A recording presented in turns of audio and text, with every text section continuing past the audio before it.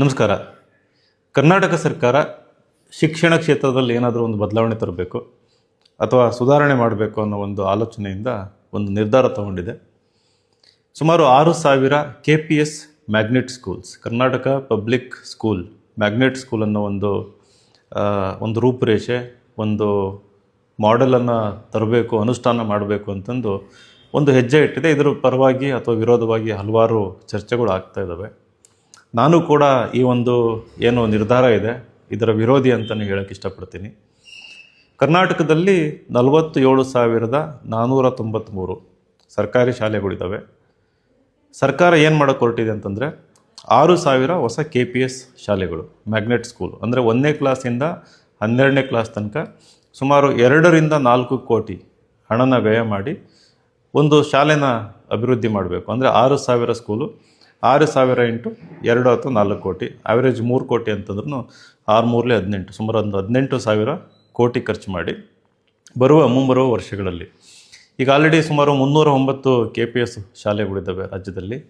ಕಲ್ಯಾಣ ಕರ್ನಾಟಕದಲ್ಲಿ ಇನ್ನೊಂದು 300 KPS ಶಾಲೆಗಳು, ಅಂದರೆ ಎಕ್ಸಿಸ್ಟಿಂಗ್ ಸ್ಕೂಲ್ಸ್ ಇರೋವಂಥ ಶಾಲೆಗಳನ್ನು KPSಗೆ ಮೇಲ್ದರ್ಜೆ ಏರಿಸುವಂಥ ಕೆಲಸ ನಡೀತಾ ಇದೆ.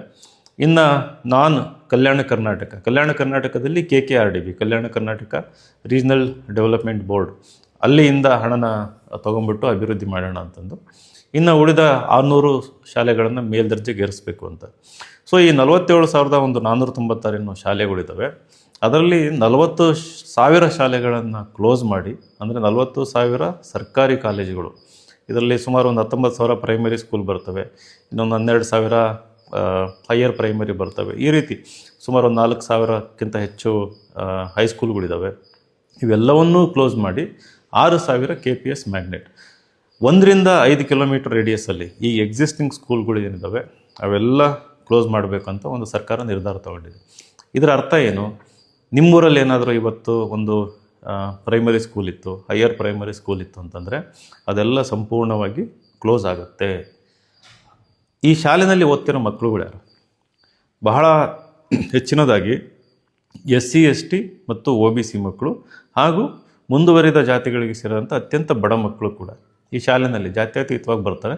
ಬಟ್ ಹೆಚ್ಚಿನ ಪಾಲು, ಸುಮಾರು ಒಂದು 90% ಪ್ರತಿಯೊಂದು ಶಾಲೆಯಲ್ಲೂ ನೀವು ನೋಡಿದಾಗ ಶೋಷಿತ ವರ್ಗಗಳಿಗೆ ಸೇರಿದಂಥ ಬಡ ಮಕ್ಕಳುಗಳು, ಕೂಲಿ ಕಾರ್ಮಿಕರ ಮಕ್ಕಳುಗಳು, ಯಾರು ದಿನಗೂಲಿ ಕೆಲಸ ಮಾಡ್ತಾರೆ ಬೇರೆ ಬೇರೆ ಸೆಕ್ಟರಲ್ಲಿ, ಅಂಥವರ ಮಕ್ಕಳು ಆ ಶಾಲೆಗೆ ಬರ್ತಾರೆ.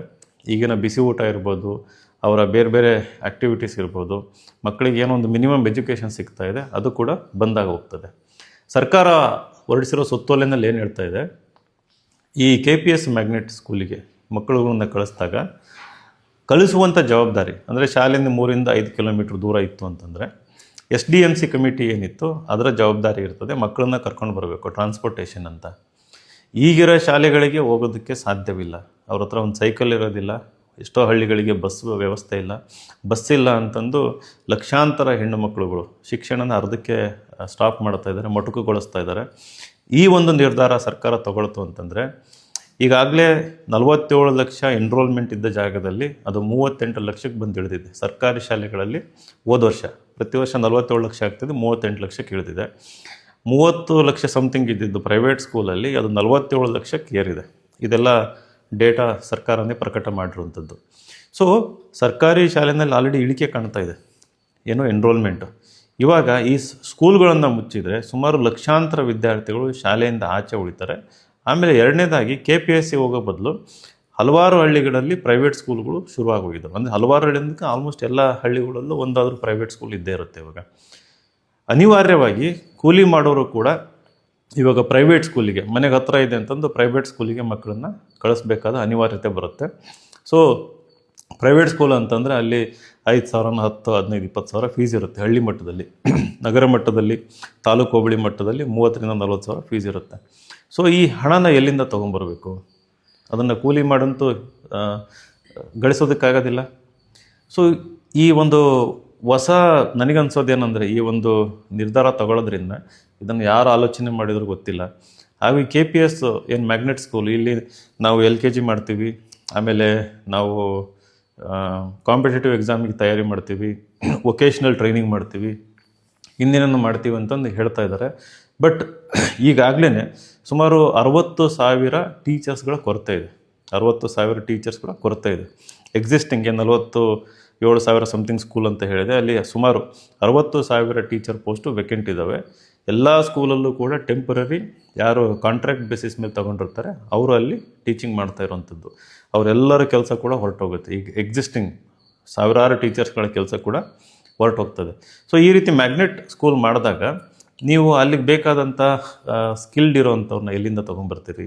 ಆಮೇಲೆ ನನಗನ್ಸುತ್ತೆ ಈ ನಿರ್ಧಾರ ಶಿಕ್ಷಣವನ್ನು ಸುಧಾರಣೆ ಮಾಡೋದಕ್ಕಿಂತ ಹೆಚ್ಚಾಗಿ ಸರ್ಕಾರದ ಮೇಲೆ ಹೊರೆ ಇದೆಯಲ್ಲ, ಇವನ್ನೆಲ್ಲ ರೆಕ್ರೂಟ್ ಮಾಡ್ಕೊಂಡು ಸಂಬಳ ಕೊಡಬೇಕು, ಈಗಿರೋರಿಗೆ ಜಾಸ್ತಿ ಸಂಬಳ ಕೊಡಬೇಕು, ಈಗಿರೋ ಶಾಲೆಗಳನ್ನು ಮೇಲ್ದರ್ಜೆಗೆ ಏರಿಸಬೇಕು ಅಂತಂದರೆ ಸುಮಾರು ನೀವು 47,000 ಸ್ಕೂಲ್ಗಳು, ಅವೆಲ್ಲ ಸ್ಕೂಲ್ಗಳನ್ನೂ ನೀವು ಮೇಲ್ದರ್ಜೆಗೆ ಏರಿಸಬೇಕು ಅಂತಂದರೆ ನೀವು 1 ಕೋಟಿ ಅಂತಂದರೂ ಕೂಡ 40,000 ಸಮಥಿಂಗ್ ಆಗುತ್ತೆ ಕೋಟಿ, ಅಥವಾ 2 ಕೋಟಿ ಅಂತಂದರೆ 80,000 ಕೋಟಿ.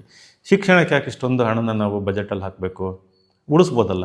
ಹಾಳಾದ್ರೆ ಆಯಿತು, ಮಕ್ಕಳು ಶೋಷಣೆ ಒಳಗಾಗಲಿ, ಹಿಂದೆ ಉಳಿದವರು ಇನ್ನೂ ಹಿಂದಕ್ಕೆ ಹೋಗಲಿ. ಸರ್ಕಾರಕ್ಕೆ ಒಂದು ಅಂತಃಕರಣ ಇಲ್ಲ, ಅನುಕಂಪ ಅನ್ನೋದಿಲ್ಲ. ಹಾಳಾದರೆ ಹಾಳಾಗಲಿ, ನಮ್ಮ ಹಿಂಬಾಲಕರಾಗಿರಲಿ ಅಂತ 75 ವರ್ಷದಿಂದನೂ ಈ ರೀತಿ ಒಂದು ಧೋರಣೆ ನಾವು ನೋಡ್ಕೊಂಡು ಬಂದಿದ್ದೀವಿ. ಬಟ್ ಈ ಒಂದು ಕರ್ನಾಟಕ ಸರ್ಕಾರ ಏನು ಸಾಮಾಜಿಕ ನ್ಯಾಯದ ಪರ ಇರಬೇಕಾದಂಥ ಸರ್ಕಾರ ಇರುವಂಥ 47,000 ಶಾಲೆಗಳಿಗೆ 1,00,000 ಕೋಟಿ ಹೋದರೂ ಪರವಾಗಿಲ್ಲ, ಅವನ್ನು ಸಂಪೂರ್ಣ ಮೇಲ್ದರ್ಜೆಗೆ ಏರಿಸ್ಬಿಟ್ಟು ಅಲ್ಲಿ ಬೇಕಾದಂಥ permanent teachers, highly skilled teachers ಚೆನ್ನಾಗಿ ಟ್ರೈನಿಂಗ್ ಮಾಡಿ ರೆಕ್ರೂಟ್ ಮಾಡ್ಕೊಂಡು ಪ್ರತಿಯೊಂದು ಶಾಲೆಗೂ ಬೇಕಾಗಿರೋ ಮೂಲಭೂತ ಸೌಕರ್ಯ, ಒಂದು ಪ್ಲೇ ಗ್ರೌಂಡ್ ಇರ್ಬೋದು, ಟಾಯ್ಲೆಟ್ ಇರ್ಬೋದು, ಡೆಸ್ಕ್ ಇರ್ಬೋದು, ಲ್ಯಾಬ್ರೇಟರಿ ಇರ್ಬೋದು, ಗ್ರಂಥಾಲಯ ಇರ್ಬೋದು, ಟೀಚರ್ಸ್ಗೂ ಕೂಡ ಅವರಿಗೆ ಬೇಕಾದಂಥ ಒಂದು ಸ್ಟಾಫ್ ರೂಮ್ಗಳು ಇರ್ಬೋದು, ಪ್ರತಿಯೊಂದನ್ನು ಕೂಡ ಮೇಲ್ದರ್ಜೆಗೆ ಏರಿಸಬೇಕು. ನೀವು ಸರ್ಕಾರನೇ ದುಡ್ಡು ಹಾಕಬೇಕಂತಲೂ ಇರೋದಿಲ್ಲ. CSR ಫಂಡ್ಸ್ ಇರುತ್ತೆ. ದೊಡ್ಡ ದೊಡ್ಡ ಕಂಪ್ನಿಗಳು ಎಷ್ಟೊಂದು ತೆರಿಗೆ ವಂಚನೆ ಮಾಡ್ತವೆ, ಎಷ್ಟೊಂದು ಲಾಭ ಇರ್ತದೆ. ನೀವು ಮ್ಯಾಂಡೇಟೆಡ್ ಬೇರೆ ಇದೆ CSR. ಸೊ ಅದನ್ನು ನೀವು ಯಾಕೆ ಕನ್ವಿನ್ಸ್ ಮಾಡಿ ಈ ಶಾಲೆಗಳನ್ನು ಮೇಲ್ದರ್ಜೆಗೆ ಏರಿಸಬಾರ್ದು? ಸೊ ಈ ಒಂದು ರಾಜಕೀಯ ಇಚ್ಛಾಶಕ್ತಿ ಇಲ್ಲ. ಹಳ್ಳಿ ಮಕ್ಕಳು, ಸರ್ಕಾರಿ ಶಾಲೆಯಲ್ಲಿ ಓದ್ತಿರುವಂಥ ಬಡವರು ಮಕ್ಕಳು, ಅವರು ಉದ್ಧಾರ ಆಗಬೇಕು, ಅವರಿಗೂ ಕೂಡ ಅತ್ಯುತ್ತಮ ಶಿಕ್ಷಣ ಸಿಗಬೇಕು ಅನ್ನೋ ಒಂದು ರಾಜಕೀಯ ಇಚ್ಛಾಶಕ್ತಿ ನಮ್ಮ ಯಾವ ರಾಜಕಾರಣಿಗಳಿಗಿಲ್ಲ. ಆಡಳಿತದಲ್ಲಿರುವ ಯಾವ ಒಬ್ಬ ಮಿನಿಸ್ಟರ್ ಇರ್ಬೋದು, CMಗಳಿಗೂ ಕೂಡ ಇಲ್ಲ ಅಂತ ಹೇಳೋದಕ್ಕೆ ಇಷ್ಟಪಡ್ತೀನಿ. ಸೊ ಇದು ಇದು ಇದು ಒಂದು ದೊಡ್ಡ ಮಟ್ಟದಲ್ಲಿ ಹೋರಾಟ ಆಗಬೇಕು ಕರ್ನಾಟಕದಲ್ಲಿ. ಯಾಕಂತಂದರೆ ಪ್ರೈವೇಟೈಸೇಷನ್ ಅಂದರೆ ಈಗ ಎಲ್ಲ ಶಾಲೆಗಳು ಕ್ಲೋಸ್ ಆಗ್ತಿದ್ದಂಕ್ಲೇ ಎಷ್ಟು ಶಾಲೆಗಳು ಕ್ಲೋಸ್ ಆಗ್ತವೆ ಅಷ್ಟು ಹೊಸ ಪ್ರೈವೇಟ್ ಸ್ಕೂಲ್ಗಳು ಉದ್ಭವ ಆಗ್ತವೆ. ಅಲ್ಲಿ ಪ್ರೈವೇಟ್ ಸ್ಕೂಲ್ ರೆಗ್ಯುಲೇಷನ್ ಇಲ್ಲ, ಯಾರು ಎಲ್ಲಿ ಬೇಕಾದರೂ ಎಷ್ಟಾದರೂ ಸ್ಕೂಲ್ ಓಪನ್ ಮಾಡ್ಕೋಬೋದು. ಸೊ ಈ ರೀತಿ ಒಂದು ಶಿಕ್ಷಣ ಒಂದು ವ್ಯಾಪಾರೀಕರಣ ಆಗೋದ್ರಿಂದ ವಂಚನೆ ಯಾರಿಗಾಗ್ತಾ ಇದೆ? ಸೊ ಎಲ್ಲರೂ ಹಿಂದುಳಿದ್ರೆ, ಅಸಮಾನತೆ ಜಾಸ್ತಿ ಆಯಿತು ಅಂತಂದರೆ ಸಮಾಜದಲ್ಲಿ ಸಾಮರಸ್ಯದಿಂದ ಬರಬೇಕು, ಶಾಂತಿಯಲ್ಲಿಂದ ಬರಬೇಕು, ಎಲ್ಲರ ಸರ್ವಾಂಗೀಣ ಅಭಿವೃದ್ಧಿ ಅಂತ ಹೇಳ್ತಾರಲ್ಲ, ಎಲ್ಲಿಂದ ಸಾಧ್ಯ ಆಗಬೇಕು?